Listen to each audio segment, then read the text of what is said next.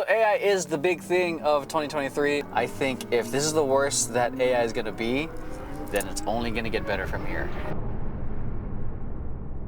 Quick side note, if you guys are wondering where the heck I am, why I'm in my car, I'm actually about to head into a rehearsal. I just finished working with a client.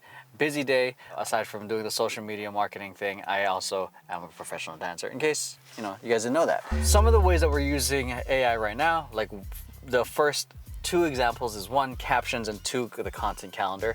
Captions or the copywriting, pretty straightforward. And for the most part, we can like see something and create a story around it. But sometimes you only have an idea and you need some help to really flesh it out.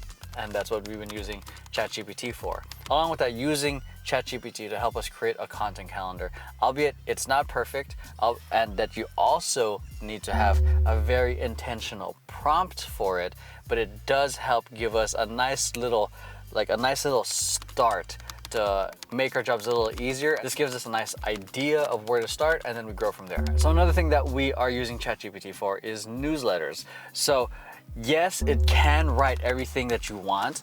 If you've played with it, you'll see the power that it can do if you just give it a simple prompt. But this is where the nuance of it really matters, because it'll give you a general information. The way I still see it in terms of being creative it still matters in the input. There's a certain level of knowledge that you specifically have, a certain philosophy in your approach that ChatGPT doesn't have. So what we use is that we have our certain philosophies and approaches, we add that to the prompts.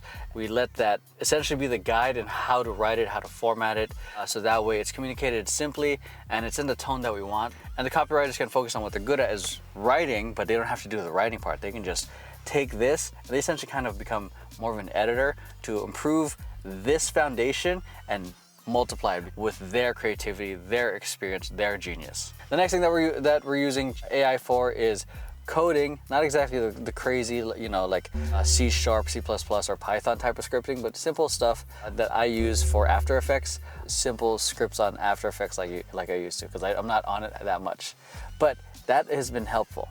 So here's another tool that I heard a friend do in terms of leveraging AI or ChatGPT is, if you can't afford a lawyer to review your legal documents, you can copy and paste those legal documents and have ChatGPT simplify the language for you, because if you've ever read a legal document, like signing contracts or NDAs or whatever, it can get very confusing if you're not a lawyer yourself.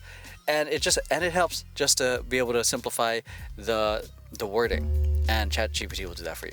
Just put in like a paragraph or something in there, or an article or whichever, and just say, summarize this so that a fifth grader can understand it, and then boom, it's simplified the contract for you. That's a short list of what we are using AI for to help us with the work we're doing for ourselves, for our clients, to make us be faster, efficient, productive, all the things. This is pretty much the end of the video of the tools we're using and how we're using it, but this is just like me sharing my thoughts on it. I acknowledge the controversy of it potentially replacing artists.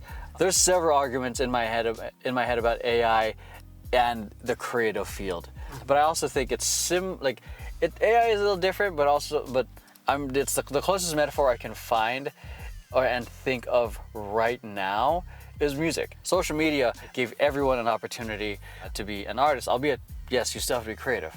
But the thing is, there's so many now, and there's so much opportunity now. And then the only thing that really matters is the quality of your own individual, unique voice, your own brand. And yes, there is an issue of AI that I disagree with about mimicking and using all these styles that a bunch of artists didn't give consent to. I acknowledge that. I think that sucks and that's bullshit.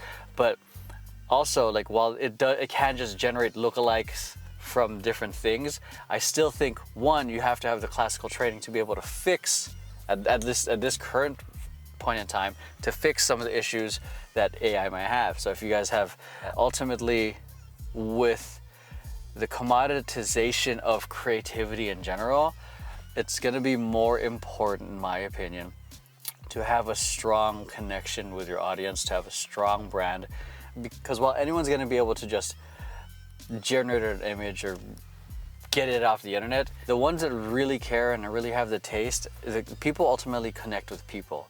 They're gonna connect with you and your art. They're gonna connect, and that's the audience that you want to continue catering to, because that AI cannot have a relationship, at least in this point in time, AI cannot have an individual relationship with the end consumer.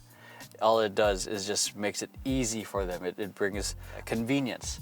But as the artist, you bring a certain handprint, a certain fingerprint that you put on your art when you create it yourself and then give it to a certain amount of people. With the improvement of like one, communication, now the improvement of creation in general, it just made the opportunity to become a gladiator more open to anyone. And that it's now, it really matters how skilled you are at not just your craft, but making a connection with the people who consume your content.